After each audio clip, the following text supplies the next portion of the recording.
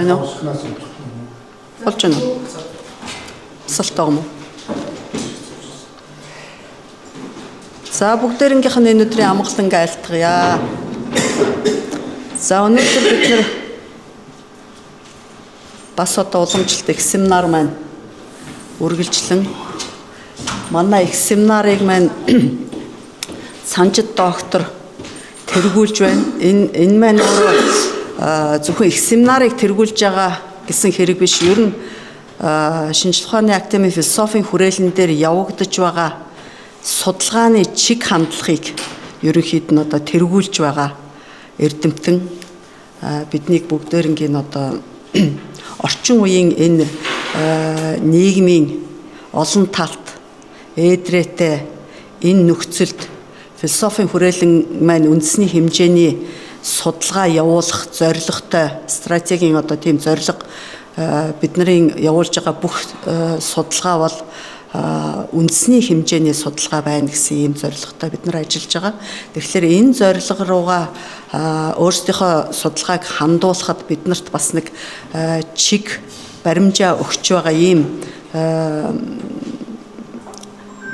чухал асуудлуудаар Санжид доктор маань цуврал их семинарын цуврал лекцийг явуулж байгаа. Санжид докторын явуулж байгаа лекцийн их семинарын лекцийн сэдвүүд ерөнхийдөө нийгмийг судлахад бүхэлд нь судлахад нийгмийг Монголынхоо одоо нийгмийг орчин үеийн энэ глобал дэлхийн нийтийн даяаршлын энэ орон зайд энэ талбарт Монголын нийгмээ судлах бүхэлд нь одоо судалж Монголын нийгмийн амьдралд гарч байгаа өөрчлөлт, хувирлт энэ бол цаг бараг өдөр бүрийн шин өөрчлөлт, хувирлууд явагдаж байгааг бид нар мэдэж байгаа.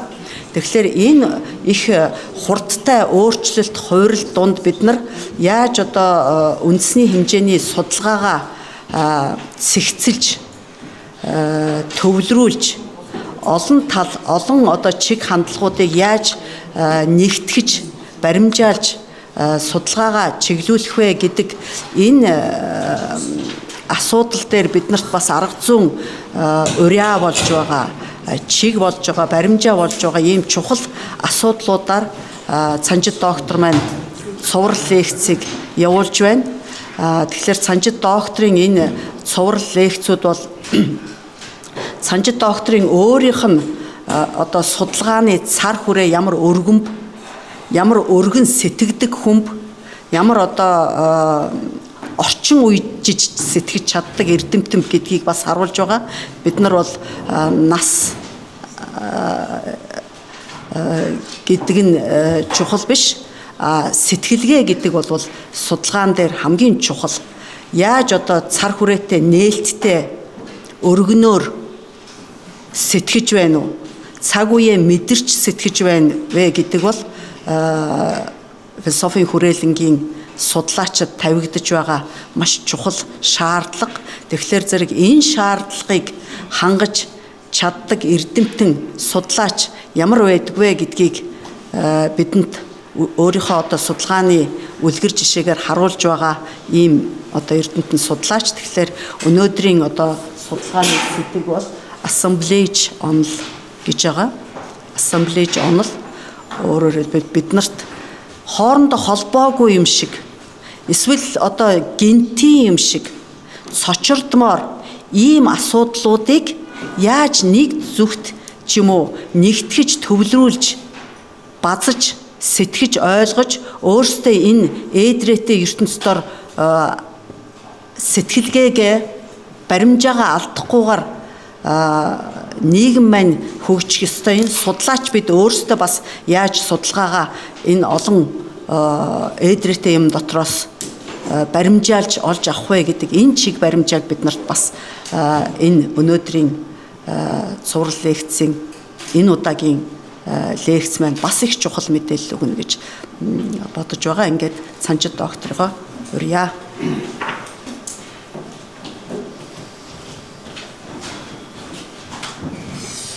За намайг шүр зөндөө магтчлаа.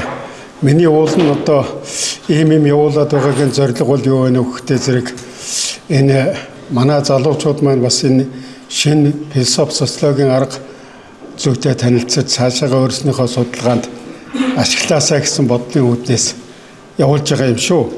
Тэгээд энэ ассамблеажийн онол гэдгийг бол бидний түрүүчийн семинар дараа яриад байсан Делиоз Гваттери хоёрын одоо бүтээлд гардаг. Тэгвэл цаашаага бол энэ Америкийн эрдэмтэн Мануэль Деланда гэдэг хүн бол үргэлжлүүлж энэ ассамблеажийн онол гэдэг ном бичсэн. За түүнээс гадна энэ ассамблеажийн онолыг хотыг судлах, улсыг бүхэлдэн судлахад бол бас ашигласан ийм юм аа. Тэгэхээр энэ ассамблеаж гэдэг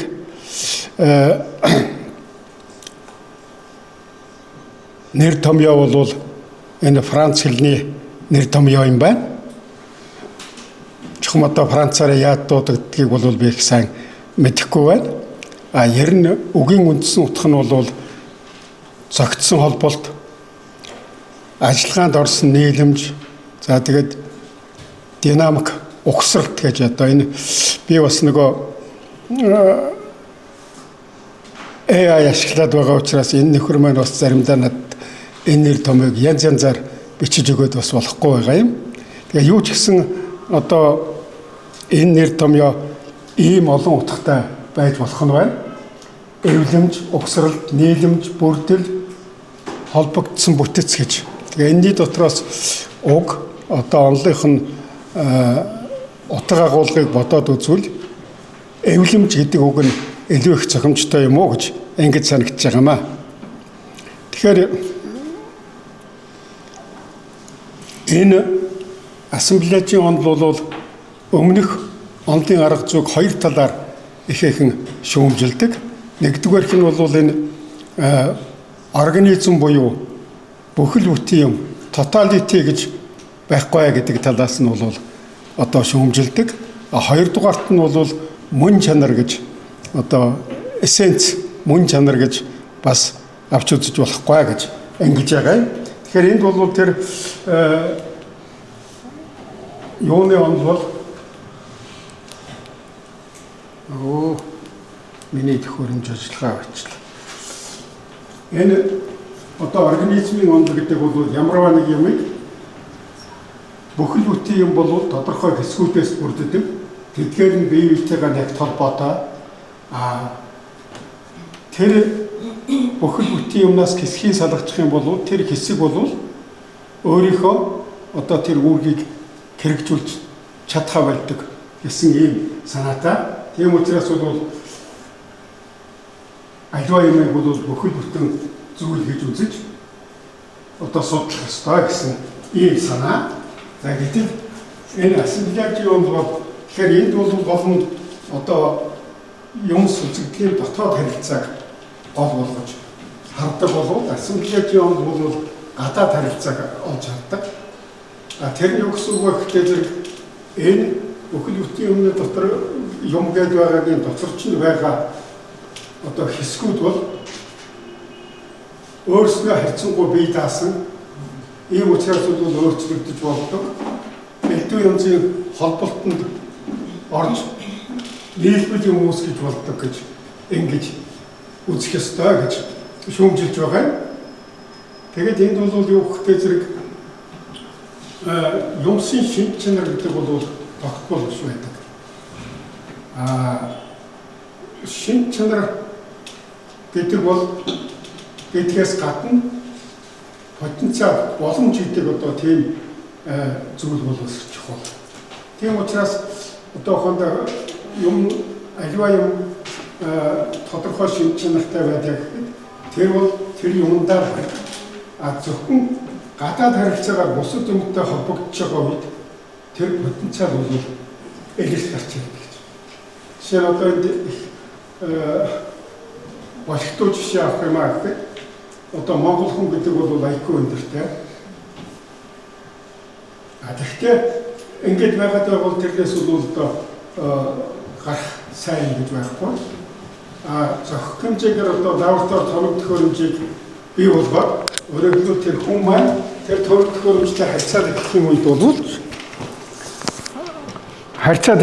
бол нөгөө IQ ч нэ потенциал хэвээрээ байсан болвол ажиллаад эхлэнэ гэсэн үг болж байгаа. Тийм учраас юмсыг бол салангад биш, нэг цул биш, салангад байдлаар үзэж тэр салангад гэсгүүд нь бол өөрчлөгдөж, урсаж, янз янзын одоо нийлэмж, эвлэмжүүдийг бий болгож байдгаа гэсэн ийм санаа юм аа. Тийм учраас энэ организмын онолоос эвлэмжийн онол руу одоо шилжих асуудал бол орчин үед их чухал байна гэсэн ийм санааг илтгэсэн. Тэгэхээр саяын одоо юу гэл миний хэлсэн санааг л энэ слайдн дээр үзүүлж байна л да. Тэгээд энэ бүхлийг одоо ухаандаа ийм сүлжээ маягаар төсөөлөх ийм арга зүй рүү орох ёстой гэсэн санаа. Тэгэхээр энэ бүхэл тодорхой хэсгүүдээс бүтэж тэдгээр нь өөр хоорондоо одоо дотоод холбоогоор холбогдож салгаж болохгүй мөн чанартай ийм байдаг болвол гадаад харилцаа бол одоо чухал юм аа гэж. Тэгээд энэ гадаад харилцаа гэдэг маань тэр одоо бүрэлдэхүүн хэсгүүд маань өөрснөө бие даасан байдалтай уян хатан байж аж бусад юмстай холбогдож сүлжээ үүсгэж чадвараа одоо илрүүлнэ гэсэн ийм санаатай юм аа. За хоёр дахь зүйл нь би түрүүн хэлсэн мөн чанар гэдгийг бол үгүйсгэдэг гэж тийм үү. Тэгэхээр энэ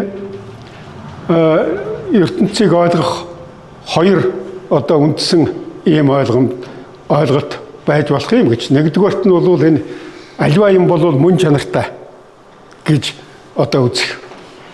За энийг бол эвлэмжийн онол шүүмжлэхтэй аливаа юмд мөн чанар гэж ганцхан юмар тодорхойлж болохгүй аливаа юмыг. Тэр мөн чанараас гадна олон янзын шинж чанар байгаа. Тэр олон янзын шинж чанар бол гадаад холболтонд ороод ирэхээрээ бол олон янзын боломжийг үүсгэдэг. Олон янзын одоо чадвар илэрдэг. Тийм учраас энэ эвлэмж гэдэг бол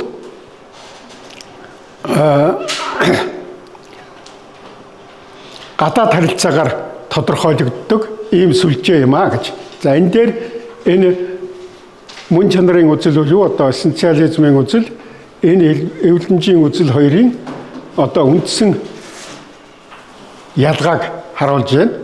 За энэ үндсэн айдентити гэх юм бол одоо энэ бол цул, энэ бол сүлжээ. Тэгээд дотоод харилцаатай тогтмол хөдөлдөг гэсэн үг. Тэр нь бол гадаад харилцаан чухал. Тэгээд олон янзын харилцаагаар сүлжээнд ордгоо гэсэн санаа. За тогтвортой байдлын талаас нь аваад үзэх юм бол мөн чанар бол өөрчлөгдөхгүй. За эвлэмжийн онолоор бол тогтмол мөн чанар бол тогтмол бус бөгөөд хойсож өөрчлөгдөж байдаг гэж. За бүтцийн хувьд бол аливаа юм бол төвлөрсөн нэгдмэл нөгөөх нь сүлжээтэй нийлмэл гэсэн ийм одоо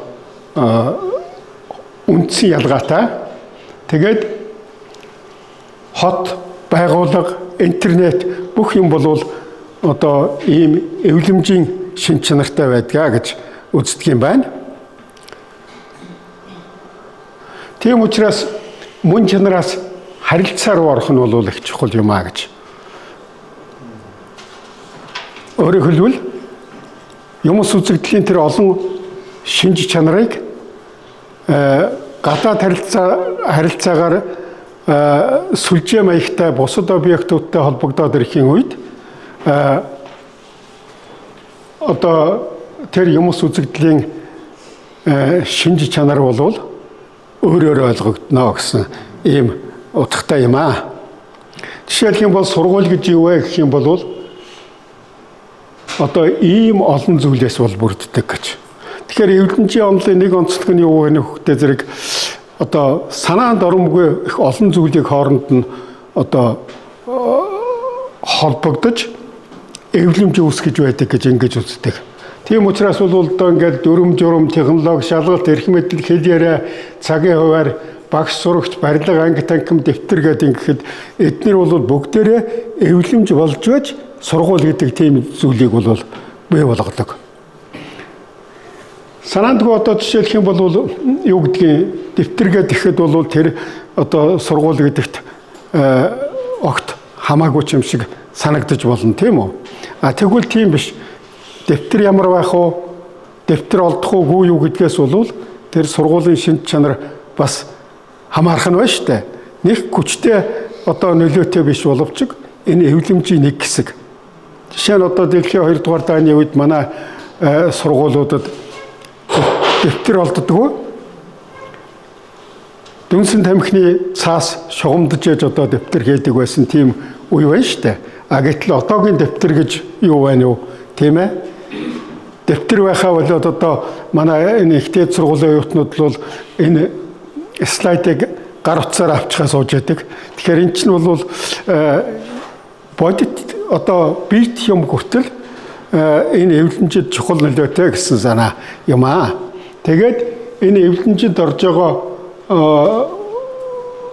тэр хэсгүүдийн холбоос нь өөрчлөгдөхэд бол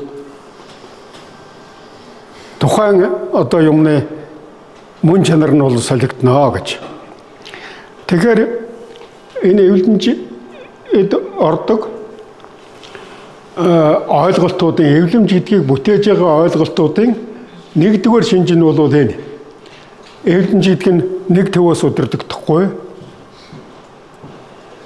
За энийг нийгэмдэр аваад үзэх юм бол нийгэм гэдэг нэг үндсэн суурьтай, нэг шалтгаантай зүйл биш.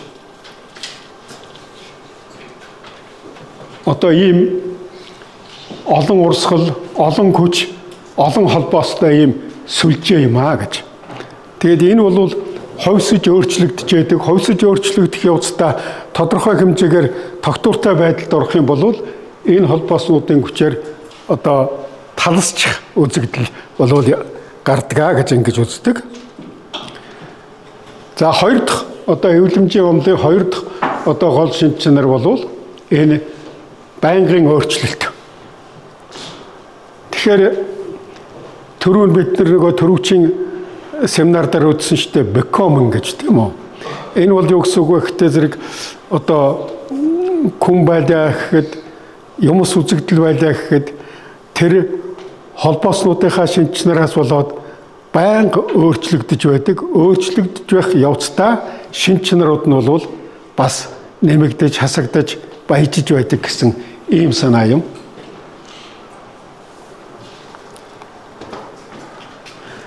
За гурав дахь нь бол хүн төвд биш байдал гэж байгаа. Энэ бол нөгөө пост хуманизмын үзэл гэдэг дээр бол тулгуурладаг. Тэгэхээр энэс өмнөх одоо бидний судалгаа бол голдуу хүн дээр төвлөж одоо хийгддэг байсан бол одоо хүн юм хоёр бол ижил болсон гэсэн ийм санаатай. Тийм учраас юмсын одоо мөн чанар ч гэсэн ховсод өөрчлөгдөж байдаг, олон шинжтэй байдаг, хүнтэй холбогдоод ирэхээр бол өөр болдогч гэдэг юм уу тийм ээ? Ийм. Тэгэхээр одоо ухаандаа манай монголчууд бие зүтгэр хувцс бурхан гэж ярьдаг шүү дээ тийм ээ? Тэгэхээр хүн бол байгаагаараа л байж хахад гоё хувцс өмсөд ирэх юм бол шал өөрөөр харагдах нь шүү дээ. Тэгвэл зэрэг хүн хувцс хоёр гэдэг ийм хоёр өмнө холбоос бол тухайн хүний одоо харагдах байдал уу гадаад шинж төрхийг бол өөрчилж яах гэсэн үг болж шүү дээ тийм ээ. За энэ постхуманизм гэдэг энэ саяын ойлголтыг энд тайлбарласан байна. Тэр энэ антропоцентрист үзэл буюу хүн төвд үзлээс одоо салж хүн гэдэг бол ерөөсөө ингээл хөгжил түүхийн хамгийн дээд оргил нь мөн гэдэг байдлаар хүн орчноосоо, байгаль орчноосоо, бусад юмнасаа одоо тусгаарлагддаг байсан, тусгаараар авч үздэг байсан энэ үзлийг шүүмжилж хүн гэдэг бол бас л янз янзын өгөгдөлтэй, янз янзын холбоосонд ордог, өөрчлөгддөг бас л урсгал маягийн одоо ийм зүйлээ гэж ингэж үзэж байгаа. Энд бол одоо энэ трансхуманизм гэдэг постхуманизм гэдэг энэ хоёр одоо нэр томьёоны ялгааг харуулж байгаа юм. Тэгэхээр трансхуманизм бол үндсэн зорилго нь технологийн тусламжтайгаар хүнийг сайжруулах явдал байдаг бол постхуманизм бол хүн төвтэй дэлхийн ертөнцийг одоо дахин авч үзэх. Тэгтээ хүмүүсийг одоо тэр байгаль, машин, орчинтойгоо бол хам оршдог юм ингэж зүйл гэж үзэж судалгаанд хэрэглэх. Тэгээд яагаад бүх юмны төв нь хүн байх ёстой юм бэ гэдэг энэ асуултанд хариулдаг. Нөгөөх нь бол дандаа энэ технологийн шинжтэй, технологийн одоо хүчээр хүнийг урт наслуулах, эрүүл байлгах тийм юмны тухай үзэл. Тэрийг бол трансхуманизм гэж байна. Нөгөөх нь бол постхуманизм гэж одоо орчуулсан постхуманизм гэдгийг ийм юм аа. За тэгээд энэ Монгол дахь илэрлэгээд ихтэй зэрэг өнөөдөр Монголын одоо нүүдэлчин буюу пост хүн болвол ийм олон янзын шинж чанартай болж байна гэдгийг бол харуулж байгаа. Тэ мал сүргээ маллаад хуучнараа байж яадаг бол уч мотоцикл ундаг, машин ундаг, ухаалаг утас хэргэлдэг. Тэгээд одоо энтэнд ноолуур ямар үнэтэй байна, мах ямар үнэтэй байна гэдгийг харж чаддаг. Одоо ийм дижитал одоо субъект болж хувирчээ гэдгийг харуулж байгаа. За түрүүн чин лекцэн дээр олонлог гэдэг ойлголтыг гаргасан тийм ээ. Одоо бол эвлэмж гэдэг ойлголт гараад ирж байна. Тэгэхээр энэ хоёрыг хооронд нь ялгаж ойлгох хэрэгтэй юм. Олонлог гэдэг бол боломжит ялгарлын талбар олон зүйлд байж гэнэ гэсэн үг. Харин эвлэмж гэдэг бол тэр талбартаар байж байгаа зүйлс тодорхой харилцаанд орж зохион байгуулагдаж сүлжээ үүсгэж байгааг нь эвлэмж гэж нэрлэж байна. За энэ Мануэл Деланда цааш нь хөгжүүлсэн гэдгийг би сая хэлсэн. За дараагийн зүйл бол юм байна.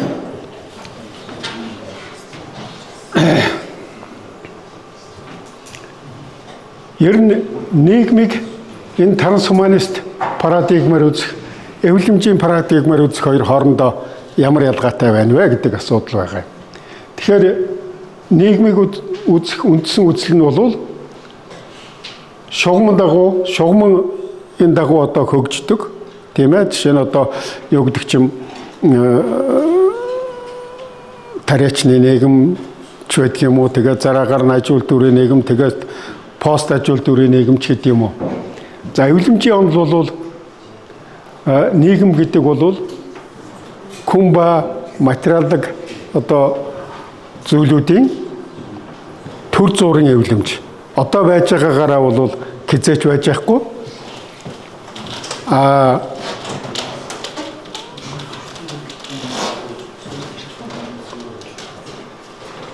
Өөрчлөгдөж, ховсож байдаг ийм зүйл юм а гэж ингэж харах нь байна. За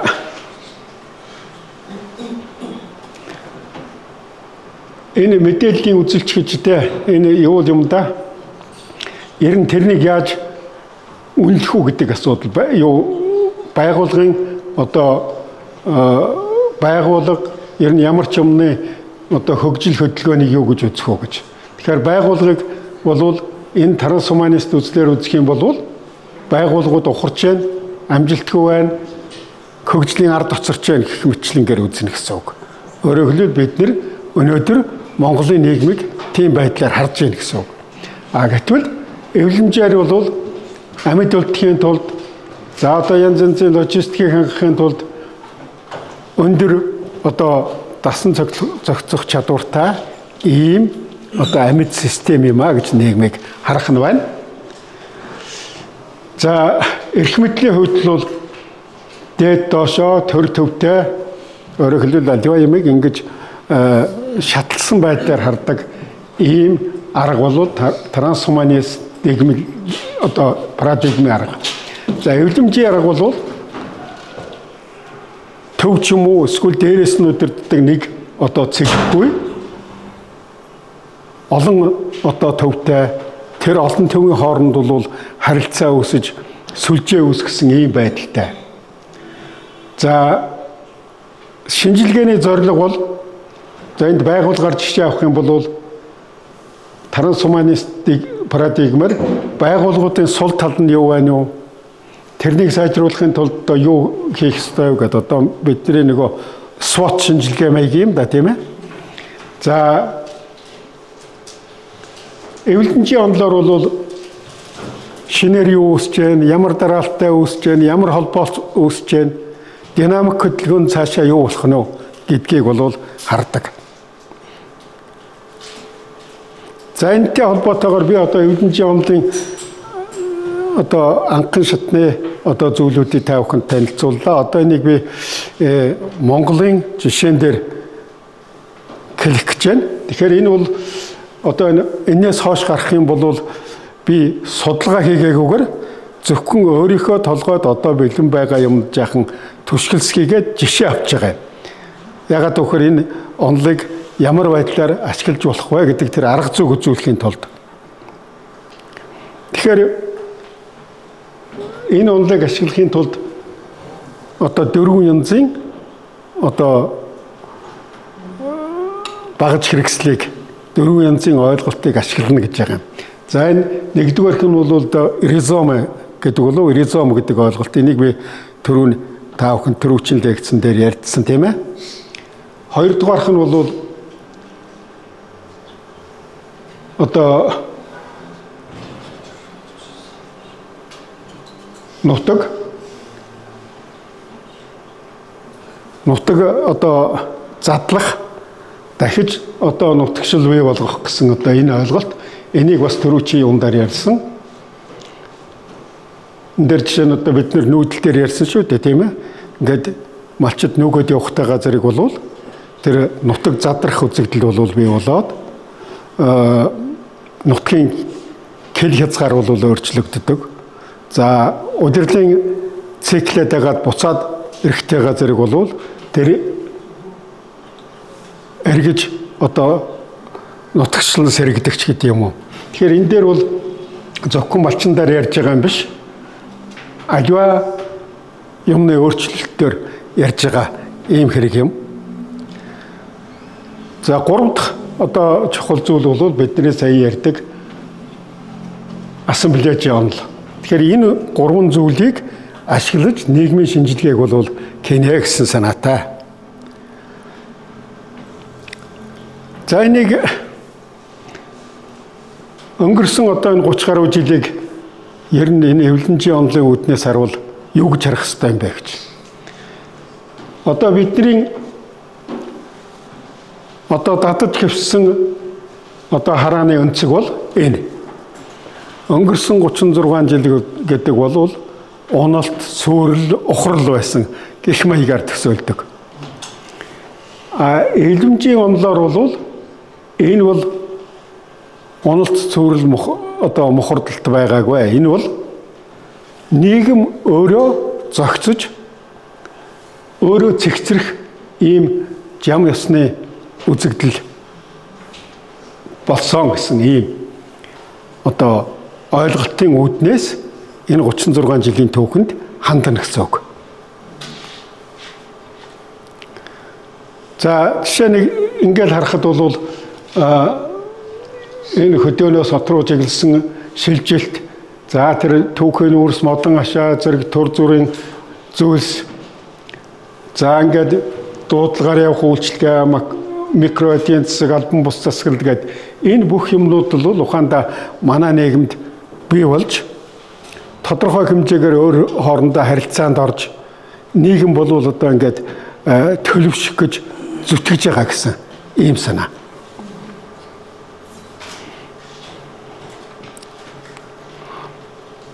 За ингээд энэ явцад бол нөгөө ризомлог одоо шинжтэй эдийн засаг маань бий болж байна. Манай нийгэм тодорхой хэмжээний хаалтууд байна энэ. Өөрөөр хэлбэл эдийн засгийн үйл ажиллагаанд тавигдж байгаа тодорхой хэмжээний хаалтууд. Тэр системийн уян атом байдал албан бус одоо энэ гарч ирж байгаа эдийн засгийн үйл ажиллагаанууд бол энэ хаалтыг тоогч ингээд тэгээд одоо эдийн засгийн шинэ эвлэмж бий болж байгаа гэсэн ийм санаа.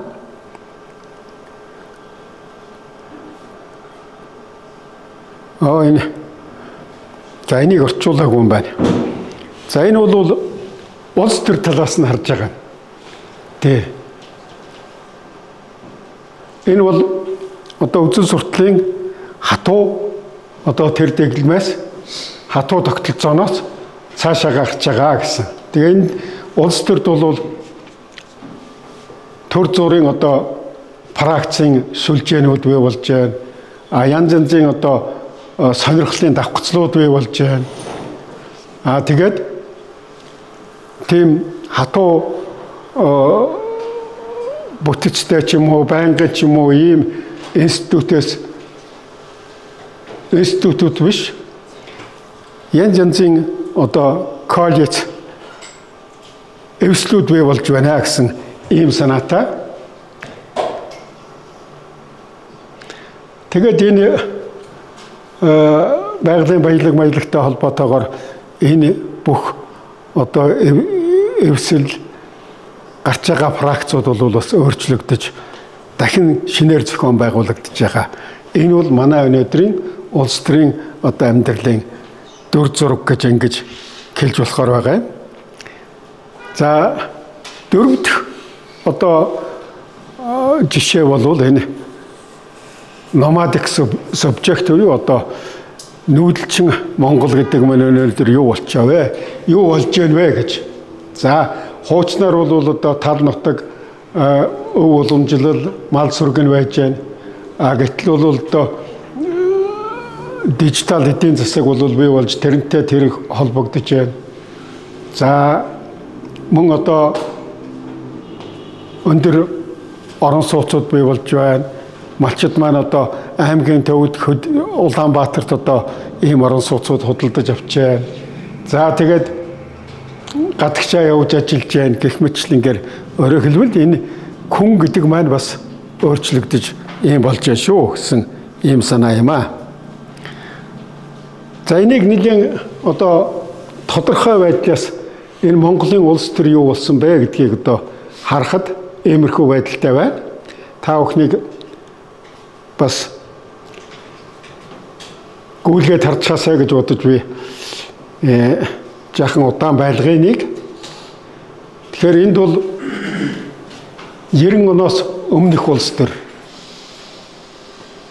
За энд бол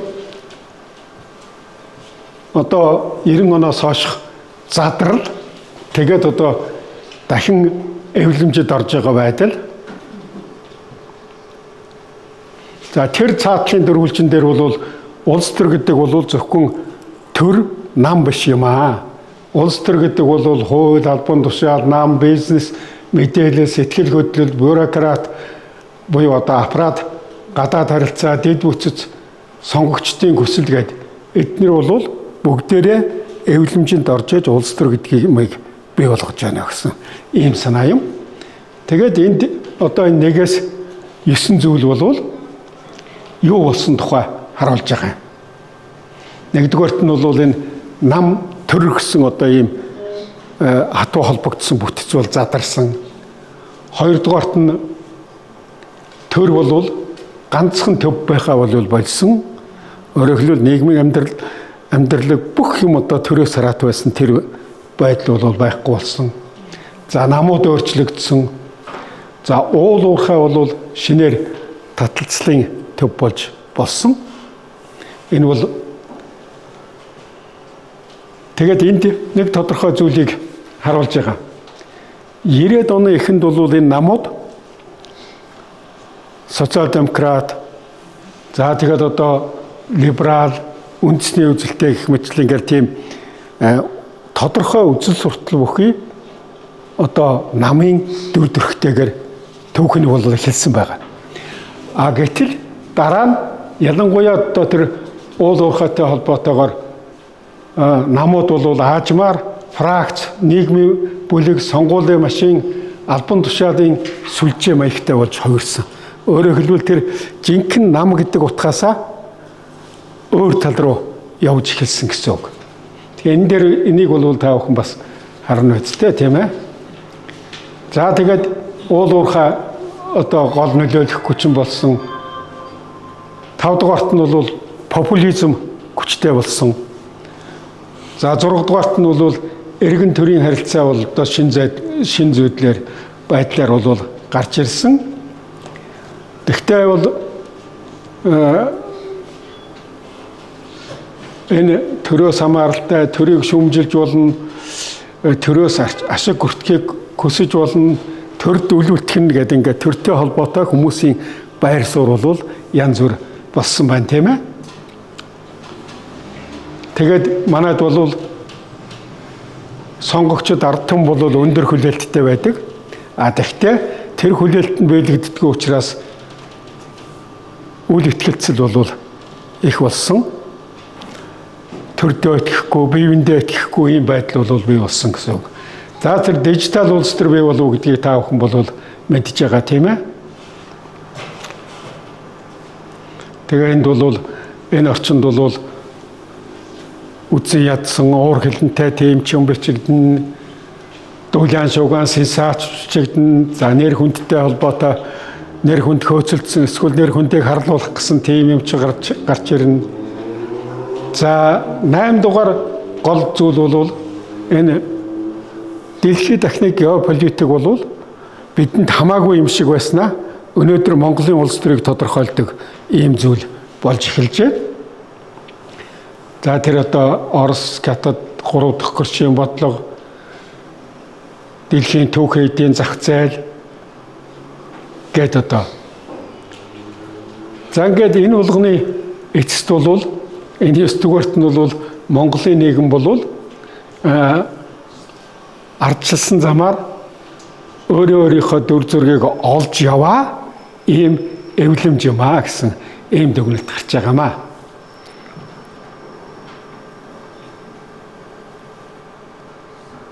За эдийн засаг.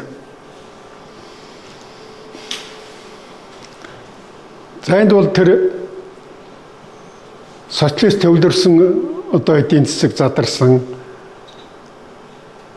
Энэний дараагаар Монголд мал аж ахуй бол энэ монголчуудын амьд үлдэх ганц гол одоо их усүр тулгуур нь бол болж үлдсэн. За ингээд 90-с 2000-ад онд бол дэлхийн одоо капиталист зах зээлтэй холбогдож эхэлсэн.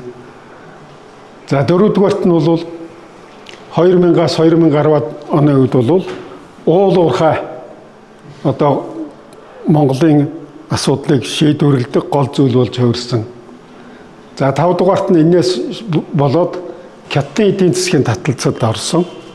Монголын эдийн засаг бол өөрийнхөө дотоод логикоор хөгжихгүй. Хятад гангийн үйлдвэр нэмэгдэх хасагдах болгонд Монголын эдийн засаг бол өөрөө савлж яадаг ийм байдалд орсон. За тэгээ яг хөө тэр хотчлт бол их хүчтэй болсон. Тэгээд тэр төвлөрөл дижитал хэрэглээ, хотод амьдардаг малтай орх, крипто бизнес гэдэг одоо ийм шин зүйлүүд бол одоо гарч ирсэн. За эдийн засаг бол манайх их эмзэг болсон.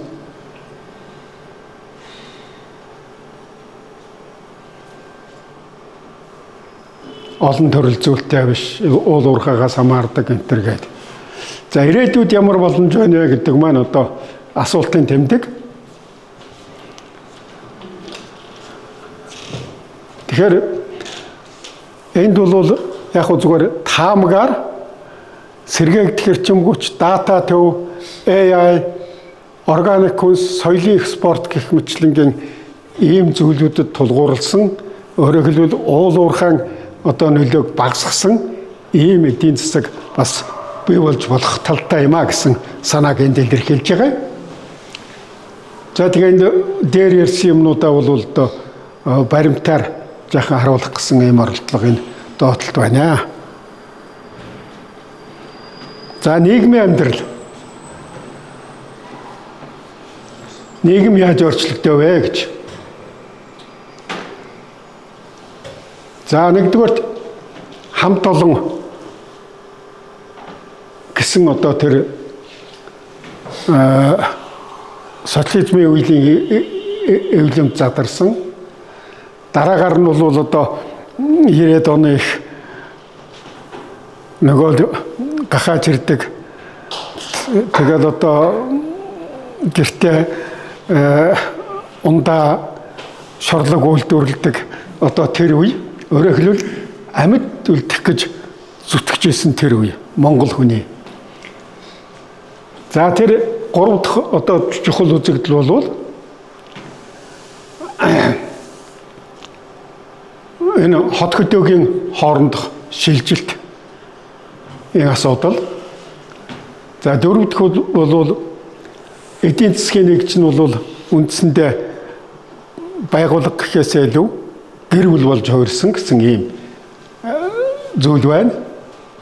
За тэгээд 5 дугаарт нь энэ одоо нийгмийн асуудал үүсэж байгаа учраас нийгмийн бүтцийн хувьд шин давхаргууд үүссэн, уул уурхайн элит, санхүүгийн бүлэглэл, шин дунд давхарга, үйлчлэгээний ажилтнууд, албан бус хөдөлмөрөөр эрхлэгчид, ядуу одоо давхарга гэсэн одоо ийм шин давхаргууд үүссэн. За 4 дугаарт нь бол одоо нөгөө медиа дижитал элементүүд бол нийгмийг зохион байгуулахад оролцож эхэлсэн.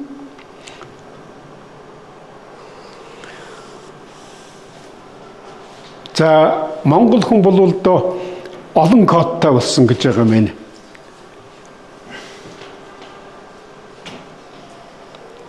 Одоо малчин, криптовалют хэрэгэлдэг их оронч дижитал энтер гэдэг одоо ийм олон код дотор монгол хүн бол орших болжээ.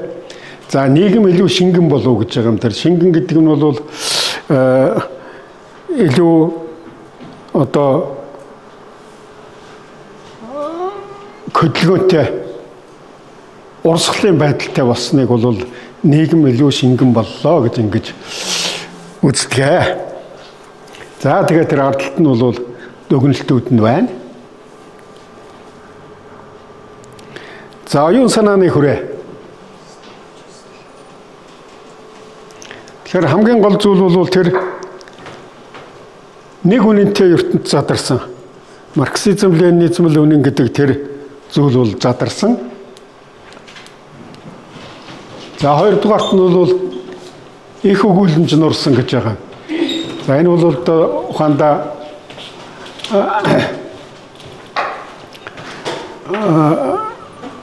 одоо юу хэмтэй одоо товчоор ярил намын үзэл суртал ухуулгын ажил маань одоо байхгүй болж тэрийг их өгүүлэмж гэж үзэх юм бол тэр байхгүй болж одоо оюун санаанд нөлөөлдөг олон зүйлүүд гарсан гэсэн үг. За 3 дугаарт нь буддизм дахин сэргсэн. За 4 дугаар нь бол хамгийн гол онцлог нь бол нүүдэлчний сэтгэлгээ устаагүй харин хувирсан гэж байгаа юм. Тэгэхээр энд нүүдэлчний одоо Монгол хүнд нүүдэлчний сэтгэлгээ устаагүй гэдэг нь хөдөөний хүмүүстээр бол ойлгомжтой байх тийм ээ. Хотын хүмүүстээр ч бас би гарч ирдэг байх гэж боддог юм. Жишээ нь одоо Монгол улс дэлхийн 192 оронтой одоо дипломат харилцаа тогтоосон гэдэг гэж байгаа. За 2024 онд Монгол улс дэлхийн 162 оронтой худалдаа 8 хийсэн байна. Тэгэхээр одоо 3 сая хүн энэ 162 хүнд оронд хөрөлцөж худалдаа хийнэ гэдэг бол нөгөө нүүдэлчний сэтгэлгээ маань биднийг удирдах тааш та тийм ээ. За энэ анхаарлын эдийн засаг оюун санааг дахин бүтчлөө гэж энэ бол голдуу одоо анхаарлын эдийн засаг гэдэг маань үндсэндээ рекламны эдийн засгийг хэлж байгаа. Хүмүүсийн оюун санааг удирддаг, чиглүүлдэг, татдаг ийм одоо янз янзын юмнууд гарч ирсэн. Төрөө нь бол одоо ном багш, нам, телевиз гурвал одоо бүх юмын бүх анхаарлын татдаг байсан бол одоо бол TikTok, YouTube, Facebook за тэгээ олон янзын одоо рекламууд ингээд бүх юмнууд нийгмийн сүлжээ гэдэг ингээд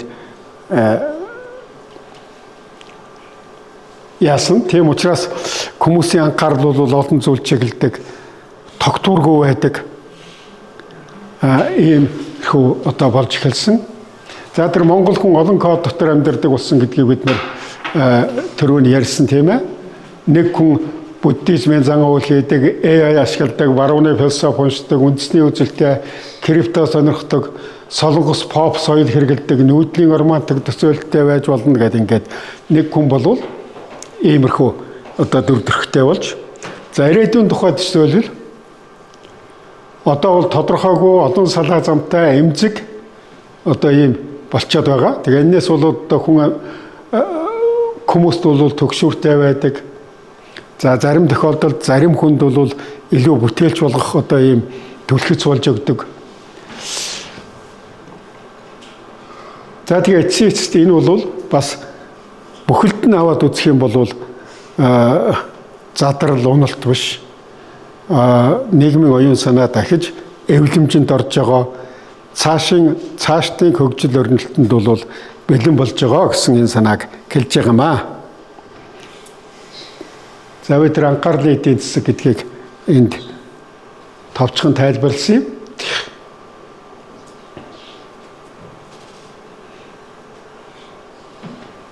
Хүний хараа, сэтгэл хөдлөл, сониуцсан реакц цаг хугацааг аль болохоор өөртөө татаж удаан байлгахаар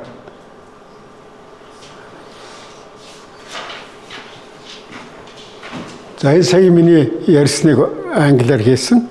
За ингээд ерөнхийд нь аваад үзэх юм бол систем одоо дөрвөн маягийн дөрвөн үе туулсан маягтай байна гэж. 92,000 он бол задрал, шок. 2000-аас 12 бол эрэл хайгуул, тэгээд уул уурхай дээр үндэслэн тэгэлт. 2012-оос 2020 бол одоо нөгөө уул уурхайн их бүүн болсны дараагаар янз янзын сонирхлууд гарсан, хоорондоо одоо өрсөлдөх болсон, зөрчилдөх болсон энэ үе. За тэгээд одоо 20 оноос хойш бол ерөнхийдөө сэгцрэх эхлэл тавигдсан гэж байгаа юм. За энэ бол одоо миний мөрөөдөл шахуу юм да. Тэгээд Монгол орн бол гадны ямар нэгэн хүчээр биш өөрийнхөө зөрчил элдв юмдаар бол дөрөөлөөд ирээдүгөө тодорхойлж байгаа гэсэн ийм санаа. За энд бол яг хоо ерөнхийдөө саяын юмыг графикаар төсөлж яана л да. Тэгэхээр энд бол ерөнхийдөө өмч хөвчл зах зээлийн шок гэдэг юм болоод тэгээ энэ дээр одоо нөгөө 2008 оны 7 сарын 1-ний үйл явдал энтрээс шалтгаалаад улс төрийн тогтворгүй байдлын эхлэл бий болсон ийм байдалтай.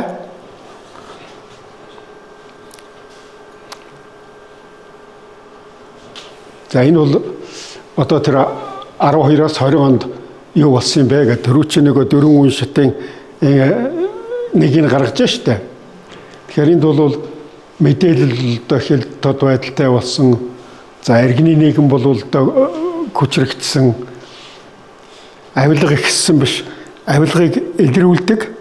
Тэгээд тэр авилгад өгдөг реакц бол их хүчтэй болсон. Тэгээд олон нийтийн сүлжээний ардчлал, иргэний хяналт энэ нөгөө нөтбүк маань төрөлтгээд бичиж иргэний хяналт одоо их хүчтэй бий болсон гэсэн санаа. Өөрөөр хэлбэл янз янзын одоо жагсаал цуглаан болдог, шаардлага тавьдаг тэрийг хэлж байгаа. За тэгээд хуулийн засаглалын нийгмийн захиалга бий болсон. Энэ бол энэ үеийн юм аа гэж. За энэ нь бол одоо цаашдаа Монгол орн одоо цэгцрэх болно гэсэн ийм санаа. Нэг олон холбоосууд үүсээд олон төв хоорондоо холбогдоод талсжилт үүсэж байна гэдэг. Тэгээ энэний хамгийн гол чухал юм нь юу вэ гэхээр зэрэг үеийн солилцоо. Нөгөө generation Z мэт гэдэг ийм юмнууд бол гарч ирж байгаа. Захим шилжилт болж байгаа. За өнгөрсөн алдааг давтахгүй байх дархлаа тогтож байгаа гэж ингэж үзэж байгаа. Ягаад гэвэл одоо жишээ нь нөөцний хулгай мулгай гэдэг энэ яриад байгаа юм бол давтагдахгүй байхаа л гэж би бодож байгаа. Өөрөөр хэлбэл одоогийн бий болсон энэ алдаа дутагдал энэ яриад байгаа бүх юмнууд бол хэдийгээр муу зүйл боловч нөгөө талаасаа бол сайн зүйл. Монголчууд энийг төвчгүй болж байна. Төрийн ил тод байдал бол сайжирч байна. Тэгээд одоо тэр хулгай мулгайг бариад ингээд хуулийн дагуу арга хэмжээ авахтай зэрэг тэр давтагдахгүй байхаа гэж. Тийм учраас энэ үеийг бол шинэ талсжилт эхэлсэн үе гэж хэлж байгаа. Цэгцэрч эхэлж байгаа үе гэж. Тэгвэл цэгцэрч эхэлж байгаа үе гэхээр надаас тэгэж болно л доо хулгай мулгай чинь юу юм гэж. Тэгэхээр энэ бол нөгөө талаас нь харахад сайн зүйл болж байна гэж хэлэх гээд байгаа байхгүй юу? Өвчнөд алд байснаас ил байсан дээр гэдэг үстэй. За одоо ингээд нийт дээр нь дүгнэлт үзэх юм бол энэ нийгмийн үзэгдэл байна. Засгийн газар ойрхон солигддог годамжны жагсаал нийгмийн мөхөмдөл эдийн засгийн гүн савлгаа гэнтэр гэдэг. Тэрийг хуучин одоо бидний хандлагаар дүгнэх юм бол энэ тэнд эвлэмжийн байдлаас онлын үүднээс үзэх юм бол жишээ засгийн газрын ойрхон солигдолд нь бол энэ бол улс төрийн дампуурал гэж ингэж үзэх бол системийн юунаас бол үзэх юм бол энэ бол дарангуйлаа сэргээл эрх мэдийн төвлөрийг задлах ийм оролдлого юм гэж. Өөрөөр хэлбэл нэг засгийн газар их удаан байх юм бол магадгүй эрх мэдлийн төвлөрөл гарч болно гэсэн санаа шүү дээ, тийм ээ. Тэгэхээр засгийн газар солигдоод байна гэдэг бол ухаандаа тэр төвлөрлийг болов сааруулах оролдлого гэж ингэж үзэж болох юм. За годамжны жагсаал нийгмийн мөхөмдлийг ард түмний цохирол гэж одоо бодох юм бол системийн алдааг мэдэрч байгаа эргэх холбоо гэж үзэх жишээтэй. За эдийн засгийн гүн савлгааг бол бодлогын суурил гэж хуучнаараа дүгнэх бол чөлөөт зах зээлийн одоо бодит байдлыг мэдэрч эхэлж байгаа юм уу? Аюу толгойтой гэрээ хийгээд юу болов? Чөлөөт зах зээл гэдэг чинь ийм аюултай юм байд юм байна. Тийм ээ? Хятадтай нөөцний дагнсан худалдаа хийж дээ, тийм ээ?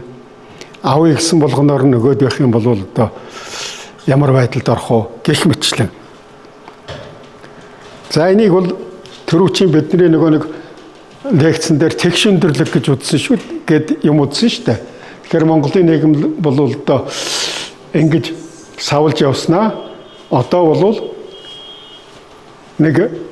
нөгөө тэгшүндэрлэг жаахан ийм савлгаатай боловч хувьсэл өөрчлөлт бол үндсэндээ нэг төвшөнд тасралтгүй өөрчлөгдөж явах нэ гэсэн ийм санаа.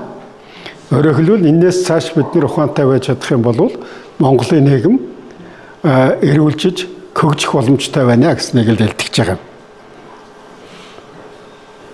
За энэ дээр бол бидний туулсан 36 жилийн хүндрэл бол уналт биш, харин ардчилсан чөлөөт нийгмийг байгуулахын төлөө төлсөн дасан зохицох өртөг байлаа гэж. Систем хязгаарч шууд төгс төгөлдөр болдгоо хаос дундаас дэг журм урган гардгаа гэсэн юм одоо дүгнэлт байна. За эднэрийг бол түрүүнд би баахан ярьсан учраас болъё доо.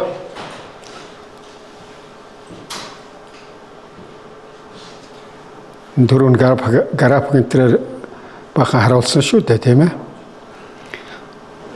Тэгээд одоо шин тэнцвэр буюу 26 оны байдлаар Монгол улс гэдэг бол өнгөрсөн үеийн одоо хагарч утарсан, задарсан хог новш биш.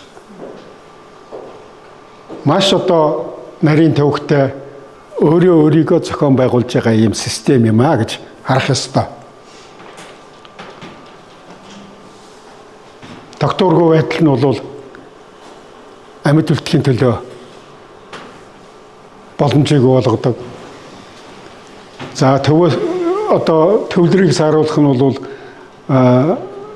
зохичих чадвартай нийгмийг болгодог ч гэдэм үү одоо ийм байдлаар Монгол улс гэдэг бол бидний одоо өдөр болгон радио телевизээр сонингоор гудамжинд таксинд ярьдаг одоо тэр муу муухай талаас нь биш одоо сайн талаас нь харуул ийм зүйл болж байна гэдгийг нь эвлэмжийн онол хэлж байгаа маа. Тэгэд эвлэмжийг одоо бий болгож байгаа Монголын амин чухал хүч нь юу вэ гэж түрүүн нь бид нар ярьсан шүү дээ. Гадна талын хүчээр биш өөрийнхөө дотоод одоо хүч бололцоогоор энэ эвлэмж бол бий болж байгаа маа гэж. Нэгдүгээрт нь энэ Монголын амьд үлдэх дасан зохицох чадвар. Хоёрдугаарт нь энэ олон янзын албан бус сүлжээ үүсэж байгаа тэрний одоо ухаан. Гуравдугаарт нь нүүдэлчдийн өв соёл гэсэн ийм гурван зүйл бол монголчуудын одоо шинэ эвлэмж үүсэх, шинэ нийгэм бий болгох гол одоо хүчин зүйл юм а гэж. За тэгээд цаашдаа бол би түрүүн хэлсэн миний зорилго бол залуучууд маань энийг одоо ийм онолыг эзэмшиж цаашаага одоо судалгаагаа гүнзгийрүүлээсэ гэж. Тэгэхээр энэ одоо жишээ нь судалгааны цаашаа явж болох жишээ бол энэ байна л да.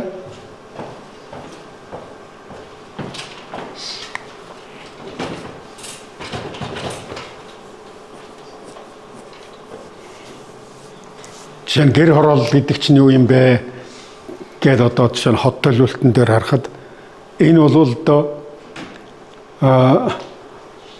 амьд өөрөө зохион байгуулагдж байгаа механизм болохоос биш одоо хоцрогдсон одоо ийм зүйл биш гэж байна шүү дээ тийм ээ. Тэгэхээр манайхан бол одоо бас яг энэ байдлаас аваад үзэх юм бол гэр хорооллыг бүгдийг алгахын гэдэг байгаа чинь одоо зөв ч юм уу буруу ч юм уу тийм ээ. За тэгээд социолог талаас нь харах юм бол одоо судалгаа гэдэг алдааны жагсаалт байх биш. Тэр одоо олон сүлжээ, олон шинж чанар бол одоо судлах ёстой. Тэгээд Монгол орн гэдэг бол өнөөдөр нарийн төвхтэй нийгмийг судлах амьд лаборатори болж байгаа гэж. За хэрвээ та нар сонирхвол зогсвол ингээд зогсож болно. Сонирхвол би энэ ассамблеажийн онол дорн техникийн ухаантай хэр зэрэг одоо нээлттэй бөгөөд ялгаатай вэ гэдэг талаар нэг хэдэн слайд үзүүлье. Үзүүлэх үү, зогсох уу?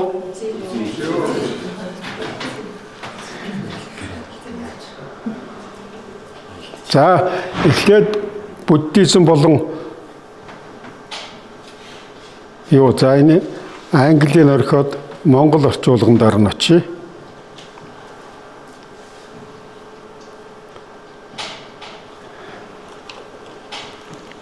За Бурхны шишний чөтөн барилдгын онол болон ассамблеажийн онолын огтлолцол гэж байгаа.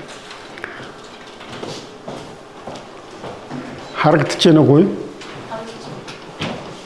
За Бурхны шишин гэдэг маань юу вэ гэдгийг бол бид нар мэдж байгаа. За ассамблеажийн онол гэдэг бол Мануэль Деландагийн хөгжүүлсэн орчин үеийн социолог философи онол гэж байгаа. Тэгээ энэ хоёр яг зорилго нь бол зорилгоороо ялгаатай дотоод ертөнц ухамсар гэгэрэлд ханддаг өөрөөр хэлбэл төгс гэгэрх. А нөгөөх нь бол нийгэм улс төр материалын ертөнцийг задлан шинжлэх ийм хоёр хандлага. За энэ хоёрыг нийлж байгаа нэгдэх юм бол юу вэ нөхтэй зэрэг энэ бие даасан мөн чанар байхгүй аливаа юмс үзэгдэлд бие даасан мөн чанар байхгүй гэдгийг одоо аль аль нь шүүмжилдэг. Жишээ нь одоо шүтэн барилга гэдэг бол харилцаа шүү дээ, бидний түрүүн чи яриад байгаа тийм ээ. Тэгэхээр юмс бол өөрийн гэсэн бие даасан өөрөөсөө орж мөн чанаргүй одоо хоосон чанартай байдаг гэж тийм үү. Тэгэхдээ хоосон чанартай гэдэг бол ерөөсөө огт юм байхгүй гэсэн үг шүү. Тухайн юм өөрөө яг түүнийг илэрхийлэх мөн чанаргүй гэсэн үг. Шүтэн барилдаж бий болдог. За асамблеажийн онол бол мөн энэтэй төстэй нийгэм байгууллага хот улс гэх мэт нь бие даасан мөн чанартай биш. Эдгээр нь олон төрлийн бүрэлдэхүүнтэй олон хэсгийн төр зургийн эвлэмж юм аа гэж. Тэгэхээр энэ хоёр бол хоорондоо их төстэй байгаа үстэй тийм ээ. За мөн би гэдгийг шүүмжилдэг. Одоо Бурхны шишин бол тусдаа өөрчлөгддөггүй би гэж байхгүй гэж тийм үү. Тэгэхээр хүн гэдэг бол таван зөвхөн нийлэмж. За нөгөө ассамблеажийн онолоор бол хүн гэдэг бол биологи, нийгэм, хэлний болон технологи олон ассамблеажийн огтлол юм аа, цэг юм аа гэсэн одоо ийм юутай. За нийтлэг энэ хоёрын аль алины шүүмжилдэг одоо аль алины дайсан бол эссенциализм.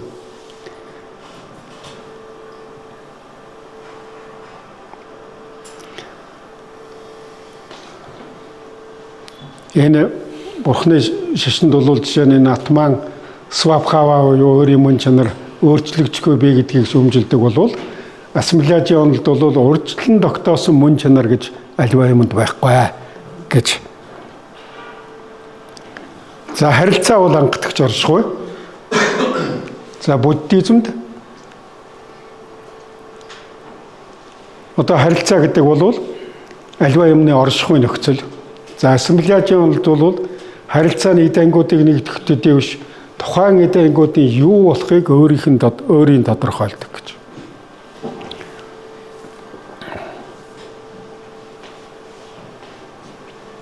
За ганц өөрчлөгддөггүй зүйл бол өөрчлөлт. Аливаа юм бол тогтмол статик байдалтай байдаггүй гэсэн юм санаа. Бурхны шишин ассамблеажийн онол хоёр бол яг энэ дээр бол нийлдэг байна.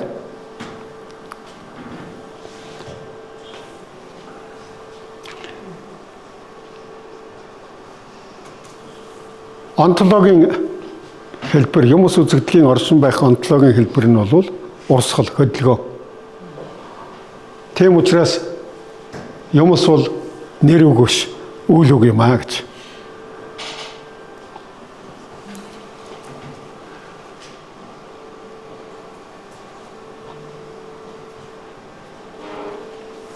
Тэгэхээр аль аль нь бол тогтсон юмсыг биш, процесс үйл явдлыг бол чухалчилдаг. За энэ хоёрын ялгагддаг ганцхан ялгаа нь бол зорилгоороо ялгагддаг. Бурхны шишин бол нөгөө төгсгийгээр хүйд тэмүүлдэг бол ассамблеажийн онол бол бодит байдлыг зураглаж тайлбарлах нөгөө бидний төрөвчин лекцэндээ яриад байсан газрын зураг гэх тэр зорилго үйлчилдэг гэсэн ийм ялгаатай. Энд би хоёр давхар оруулчихжээ дээ. За тэр зорилго байна. Онлайн шинж чанар байна. Гол одоо төвлөрдөг зүйл нь юу вэ гэхээр энд ийм гурван зүйлээр бол энэ хоёр хоорондоо ялгаатай. Гэхдээ зэрэг гол нь зорилго нь ялгаатай болохоос биш ертөнц түүний онтологийн шинж чанар урсгал өөрчлөлт энтрийн бол авч үзэх талаараа бол жижигхэн байна гэсэн үг шүү дээ.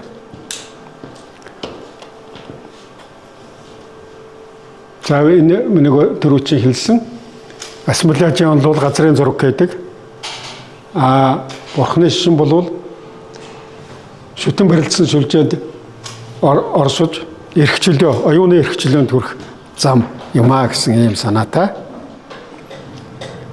За одоо Даосын үзэл ассамблеачийн онолтой юугаараа төстэй юугаараа ялгаатай байна уу гэдгийг бас нэг хэлье.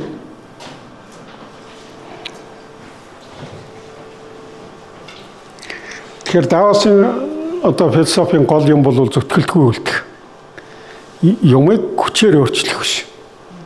Манайхан зүтгэлгүй төр гэж ярьдаг шүү дээ, тийм ээ. Хуучин уламжлал маань. За ассамблеачийн онол бол олон элементүүдийн харилцан үйлчлэлээс урган гарах орчин үеийн нийгмийн онол. Өөрөөр хэлбэл нэг хүн урдаас төсөл зохион байгуулад төр ч юм уу төсөл зохион байгуулад юу яадаггүй, бий болгодоггүй. Нийгэм өөрийнхөө хөгжил хөдөлгөөнөөр янз янзын эвлэмжинд орж цэгцэрдэг гэсэн ийм санааг илэрхийлдэг. Тэгэхээр энэ хоёр бол бас төстэй гэж ингэж үзэж болох юм.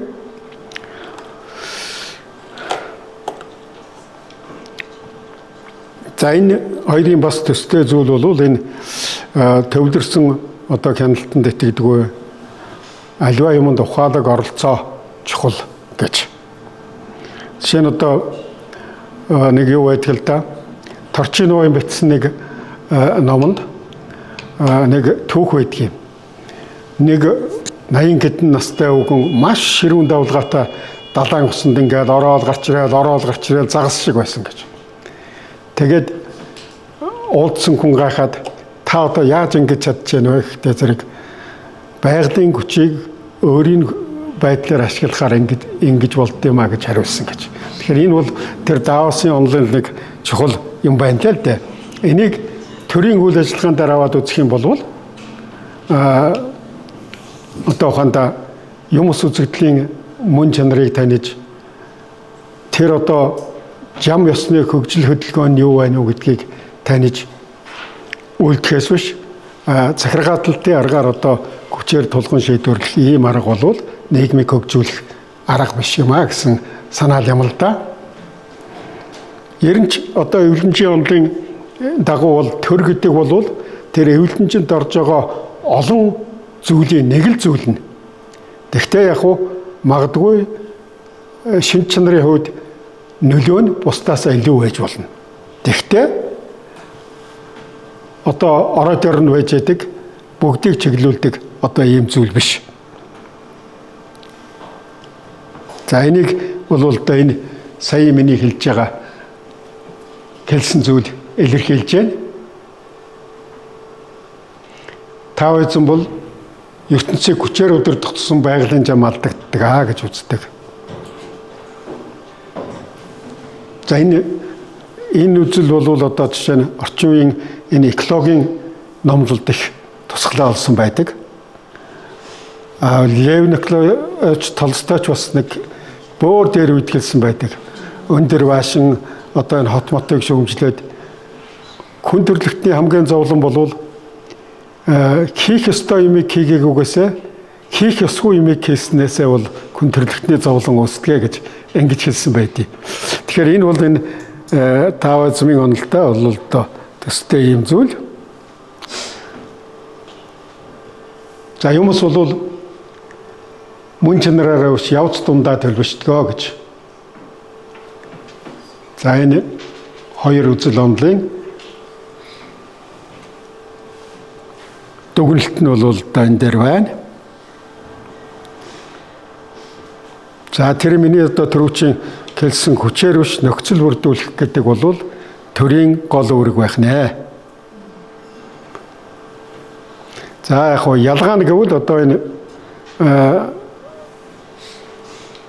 Даос бол энэ Дао гэж зам мөр үнэн тэнгэрч хэмээр ийм урьдчилсан тогтсон зүйл байдаг. Тэрний дагуу ертөнц бол бий болж идэг гэсэн ийм суурьтай. Ассамблеажийн онол бол урьдчилан өгдсөн зам дээд зорилго огт байхгүй гэж үздэг. За хүн бол тэр замтайгаа зохицох ёстой. За нөгөөх нь бол олон хүмүүсийн харилцан үйлчлэл гэсэн ийм зүйл байгаамаа.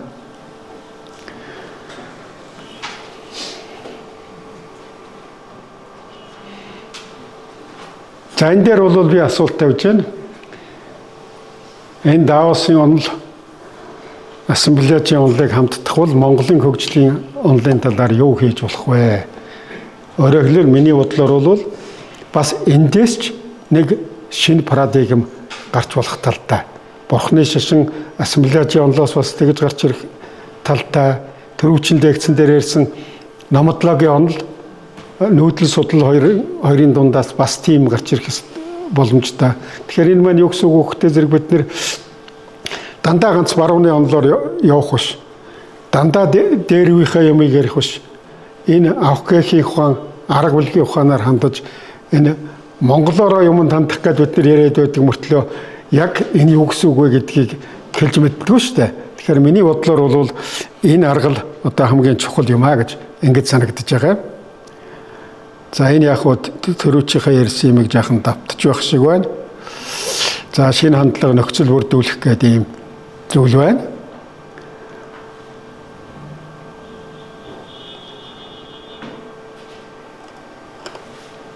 За тэр зүтгэлгүй үлдэх гэдгийн агуулгыг энд харуулж байна.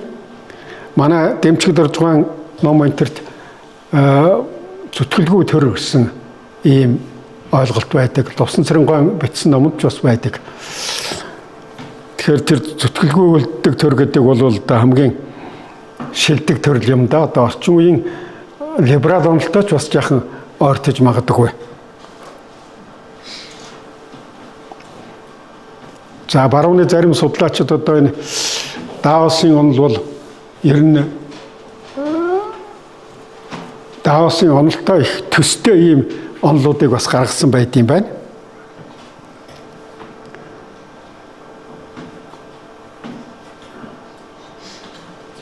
За энэ төрөвчийн санаагаа дүгнэж байна. За энэ одоо бол би арга бүлгийн ёс руу жаахан орж удахгүй дууслаа.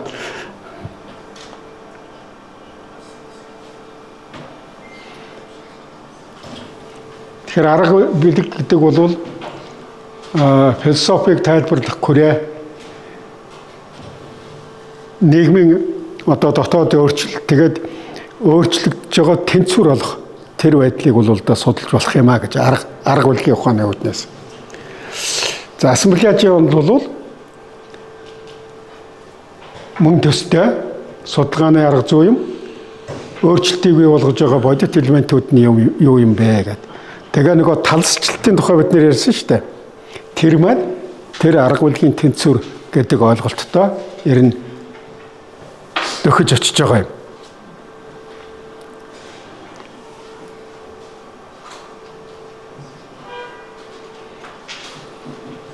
За энэ бол нөгөө ассамблеажийн онлын бидний төрүүчийн хэлээд байсныг хэлж байгаа. Ямар сүлжээ задарч байна уу? Ямар элементүүд хоорондоо холбогдож байна уу? Шинэ холбоос эвлэмж яаж бий болж байна уу? Гэх мэтлэнгээр эрх мэдэл яаж хуваарлагдж байна уу гэдэг энэ нийгмийг харах одоо ассамблеажийн онлын юуг харуулж байгаа. За энтэй төстэй байдлаар арга бүлгийн онол бол жишээ нь одоо ингээд арга бүлэг тэнцүү явж байгаад энд арга бүлгийн тэнцвэр алдагдаад тэгээд энд одоо ямар эсрэг тесрэг хүчнүүд ажиллаад тэгээд шин тэнцвэр яаж бүрэлдэж байна вэ гэдгийг одоо бас судалж болох юм талтай юм аа. Тэгэхээр би шин санаал ярьж байгаа болохоор энэ маань юу гэсэн үг шүү дээ. Тийм байж магадгүй л гэж яриад байгаа хэрэг юм шүү дээ. Түүнээс биш тийм юм аа гэж хэлж байгаа юм биш. За энэ дээр үндсэн шинж нь юу юм? Гол одоо анхаарал тавьдаг зүйл нь юу юм? Судалгаанд бол одоо гардаг гол асуулт нь юу юм? Судалгааны үр дүн юу юм гэсэн ийм арга бүлэг ассамблеаж хоёр хоорондоо ямар төстэй байна вэ гэдгийг харуулж байгаа юм зүйл.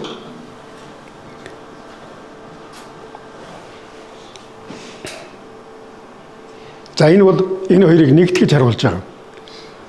Арга бүлгийн тэнцвэр алдагдахад хуучин эвлэмж задарч шинэ эвлэмж бий болдог гэдгийг харуулж байгаа.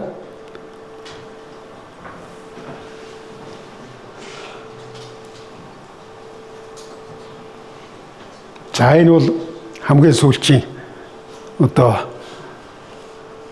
слайд. Миний лекцийн 2 дахь хэсгийн дүгнэлт нь болж байгаамаа. За ингээд анхаарал тавьсанд баярлалаа.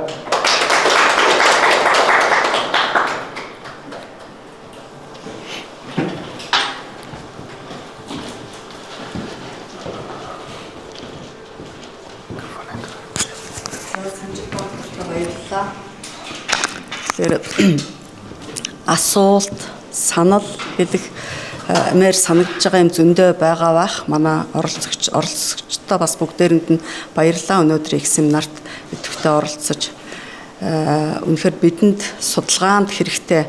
Судлаач бүр өөрийнхөө өмнө тавьсан судалгааны сэдэв, зорилгодоо шин онол, шин арга зүйг яаж ашиглах уу, яаж нэвтрүүлэх үү гэдэг бол бид бүгдийн одоо бодож байдаг зүйл. Өнөөдрийн энэ ярьж байгаа асуудалтай холбоотой жишээлбэл философи гэд ярихад надад юу бодогдож байна вэ гэхээр намайг оюутан байхад философийн түүх дотроос би Лейбницийн философи үнэхээр их гайхалтай санагдчихсан. Тэнд монад гэж их гайхалтай ойлголт гаргаж ирж байсан. Монад болгон бие даасан. Яг онтологийн л утга субстанц гэж байгаа мөртлөө монад болгон бие даасан мөртлөө бусад монадуудыг харах үе түмэнд цонхтой. Тэр үе түмэнд цонхороо бүх монадуудыг харж байдаг. Өөрөөр хэлбэл орчлон ганц субстанц биш, 2 субстанц биш, үе түмэн субстанцтай. Тэр үе түмэн субстанц болгон бие даасан монад болгон үе түмэнд цонхоор бусад монадуудыг харж идэг гэж би бас буруу ойлгосон байж магадгүй. Гэхдээ тухайн үедээ би тэгж ойлгоод гайхаж байсан. Буддийн гүн ухаанд шүтэн барилга гэд ярьж байна. Бэлэг энд Гегерл гэд цанжид доктор ярьлаа л да. Гегерл гэдэг маань бүх юмны утга учирыг олсон л гэсэн утга. Бүх юмны утга учирыг олчихлоо л гэсэн үг. Гегерчлээ гэдэг маань ямар нэгэн өөр зүйл болоод хувирчлаа биш. Би бүх юмны утга учирыг олчлоо гэж хэлэхдээ Сиддарта Гаутама би Будда боллоо гэж хэлсэн. Өөрөөр хэлбэл Будда буюу Гегерлэ гэдэг үг маань өөрөө цаад утга нь би бүх юмны утга учирыг оллоо. Тэгэхээр зэрэг бүх юмны утга учир олдно гэдэг маань юу гэсэн үг вэ гэхээр зэрэг альва юмд хандах зөв аргаа олжлоо гэсэн үг шүү дээ. Тэгээд тэрийгэ тайлбарлахдаа бол би гэж үзэж болохгүй, би үгүй гэж үзэж болохгүй. Үүссэн гэж үзэж болохгүй, устсан гэж үзэж болохгүй. Ирсэн гэж үзэж болохгүй, явчихлаа гэж үзэж болохгүй ч гэдэг юм уу. Бүх эсрэг тесрэг утгуудыг аль нэгийг баримталж болохгүй л гэдэг тийм зарчмаар тайлбарладаг. Бэлэг баримтын судрууд гэд би ганжуур данжуурын өчнөө бот судрууд байна гэд тэр бүхэн дээр юу бичсэн байдгүй гэхээр бэлэг баримтын хамгийн том сум 100 мянган шүлэгт дүрсийг байна гэж үзэж болохгүй, байхгүй гэж үзэж болохгүй. Сэтгэлийг байна гэж үзэж болохгүй, байхгүй. Бүр нөгөө 110 дарма буюу категори, философийн буддийн категори бүгдээрингийн буй гэж үзэж болохгүй, буй үгүй гэж үзэж болохгүй гээл яваад идэг. Би одоо тэндээс юу авах гээд байгаа юм бүү мэд. Би уншаал байсан. Нөгөө 5 цогц гэж байна. Дүрс, мэдэл, хуран мэдхүү, хуран үйлдэхүү, тийм мэдхүү. Тэр 5 цогц чинь нөгөө 110 дарма дотроо багтаацсан. Тэгээд дүрс гэж үзэж болохгүй, дүрс үгүй гэж үзэж болохгүй, сэржээн гэж үзэж болохгүй, сэрхгүй гэж үзэж болохгүй. Тэгэхээр зэрэг эндээс бид нар философийн онтологийн асуудалд яаж хандах вэ? Шин хандлага, шин онол, шин арга зүйнүүд гараад байна. Энэ бүхнийг судлаад, үзээд, өөрөө одоо хичнээн уншиж, судалж, тэгээд өөрөө ойлгоод бусдад ярих хүртлээр маш урт зам туулдаг гэдгийг бид нар мэднэ. Толгой дотор маш урт зам туулж байдаг. Тэгэхээр энэ бүхний ард гараад биднэрт энэ бүхнийг танилцуулж байгаа Цанжид доктортой маш их баярлалаа. Тэгээд асуултуудыг бид нар би ерөнхийдөө ямар чиглэлээр онтол философи энд бид нар чинь альва зүйлд философийн хандлага гэдэг бол бидний суурь. Философийн хүрээлэн дээр альва судалгаа бол философийн асуудал болж хувиргах. Тэгжээж бид нар философийн асуудлаас ерөнхий одоо өөрийнхөө судалгааг гол философийн арга зүйгээр ерөнхий судалгаагаа явуулах гэдэг бол манай философийн хүрээлэнгийн мэрэгжлийн хандлага. Тэгэхээр зэрэг философийн мэрэгжлийн хувьд метафизик талаас, онтологи талаас юу гэж үзэж болох юм? Ямар өөр баримтлууд байж болох юм?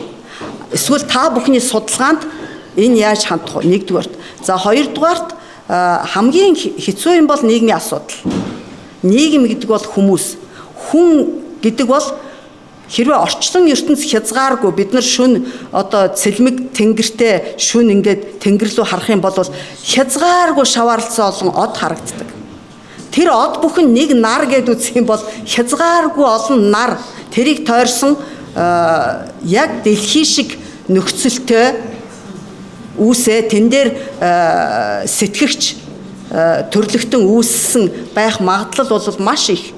Гэхдээ энэ дэлхий дээр байгаа хүмүүсийг бид нар бодоход хүн болгоны нэг хүний толгой руу нороход тэр өөрөө тэр орчлонгийн одноос их зүйлийг бодож байдаг. Тэр хүний толгой доторх, тархин доторх бодлыг хэрвээ гаргаж ирээд тавих юм бол тэр энэ хязгааргүй орчлон шиг тийм олон од шиг л одоо тийм бүтц, тийм өөрөөр бодлыг хэлж штэ. Буддийн сургаалт гэдэг сэтгэл гэдэг бол дүрс биш юмыг л хэлнэ. Дүрс гэдэг нь матери шүү дээ, тийм үү? Матери гэж ойлгож болно. Тэгэхээр материаллык биш юмыг л бид нар сэтгэл гэж хэлээд байгаа. Сэтгэл материаллык хоёр бол чанарын ялгаатай. Тэгвэл бидний толгой дотор бодогдож байгаа бүх юм бол сэтгэл. Тэр сэтгэлийг хэрвээ биенээс гаргаад ирэх юм бол баригдахгүй. Зүгээр энэ орчлон ертөнцч тэр дотор баг илүүдчих шахав. Тийм их юмыг бид нар хүний толгой дотор бодож байдаг. Тэгэхээр ийм олон бодолтой хүмүүсийг бид нар нэг нийгэм, нэг улс гэх юм бол тэр улсыг яаж авч явах вэ гэдэг асуудал маань өөрөө. Тэгээ энэ ассамблежийн ямар хандлагаар бид нар хандах ёстой энийг байгаа юмыг байгаагаар нь хүлээн зөвшөөрөх гэдэг бол их чухал хандлага. Тэр одоо муу, сайхан ч гэдэг юм уу. Тэр муухай, сайхан харагдаж байгаа гэдэг чинь нөгөө буддийн юугаар бол сэрхүү штэ. Хүний сэрхүүл юмыг сайхан, муухай гэж хараад байдаг болохоос биш, орчлон дээр байгаа юм өөрийгөө би муухай, би сайхан гэж хэлэхгүй. Орчлон өөрөө сайхан, муухай гэдэг ойлголт байдгүй. Ганцхан хүнд л тийм ойлголт байдаг. Тэгэхээр зэрэг бид нар энэ хувь хүний индивидуал бодгайлын гэж хэлдэг. Бодгайлын хандлага, эсвэл нийгмийн хандлага, эсвэл төрийн удирдлагын хандлага гэдэг ийм олон хандлагуудын талаар манай философийн хүрээлэн дээр явагдаж байгаа судалгаа маань үндэсний хэмжээний бодлогын философийн судалгаа тэндээс үүссэн бодлогын зөвлөмжүүдийг бид нар гаргах ийм гол үүрэгтэй гэдгийг манай судлаач бүхэн одоо бодож өөрийнхөө судалгаанд хандаасаа гэж хүсэж байна. Тэгээд та бүхнээс Цанжид доктор маань ярилцлага өгч байгаа учраас өөрсдийнхөө санал бодлыг хэлэх хүн байвал гарч хэлж болно. За, Эрдэнэчин.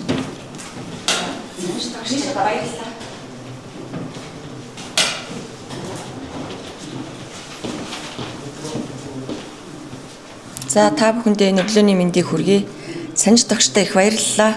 Өнөөдрийн одоо онлын талаар ярьсан зүйлүүд бол биднэрт яг одоо энд ажилтдаг энэ чиглэлээр одоо судалгааны ажил явуулдаг одоо биднэрт бол маш одоо чухал сэтэл өгсөн ийм семинар хичээл боллоо. За би бол ерөнхийдөө Монголын нийгмийн өөрчлөлт гэдэг юугаар нэлээд одоо юм хийдэг. За одоо Унгарын шинжилгээ ухааны актемтай хамтраад одоо манай mobility төсөл хэрэгжиж байгаа Монголын нийгмийн өөрчлөлт сургамж гэсэн энэ одоо судалгааны төсөл хэрэгжиж байгаа. За энэ төсөл маань энэ жил дуусна. Тэгээ одоо яг бид нэр энэ ажлаа хуваарлаад авцсан манай төслийн багийнхан. Тэгээд бүх хүн өөрөөсөө юу хийх үү гэдгээ ингээд төлөвлөсөн. Би судалгааны удирдагчийн хувьд чиглэлээ өгсөн ингээд явж исэн. Тэгээ өнөөдөр энэ семинар лекцийг хараад бол айгүй шин сэтэл өглөө. Дахиад юмаа харъя. Тэ энэ дагуу хий. Хууч бас надтай хүн ярьжсэн танаа хүрээлэн чинь Монголын нийгмийн өөрчлөлт гэсэн ном гаргацсан шүү дээ гэд гаргасан. Тэгтээ бид нэр бас өөрсдийнхөө шинэлэг хийх хэрэгтэй байна гэж би хариулж ирсэн. Тэгээ өнөөдрийн энэ одоо зүйлээс хараад эндээс тусгаад бас нэлээд шинэлэг зүйлүүдийг оруулаад ингээд одоо сайхан ном гаргая. Энэ ном маань англи хэл дээр гарна. Тийм учраас одоо их баярлалаа. Сайхан сэтэл өглөө. Энэ дагуу яг одоо өөрийн хийдэг юм ингээ явсан чинь доторх бүх юмыг харж гэн. Юу нь болох юм бол, юу нь болохгүй юм бол хуучин дүгнэлт, шин дүгнэлт түрүүн одоо цэнждэг шиллээ шүү дээ. Улс төрийн дүгнэлт гэхэд хуучин юм байдаг. Шин юм байна гэд. Яг ингээд явах хэрэгтэй байна гэж ингэж бодсон. Тэгээд их баярлалаа. Манай төслийнхэн бас яг ингээд ажиллая гэж би бодож байна. Баярлалаа. За өөр саналаа хэлэх юм. Санал сүлжээ.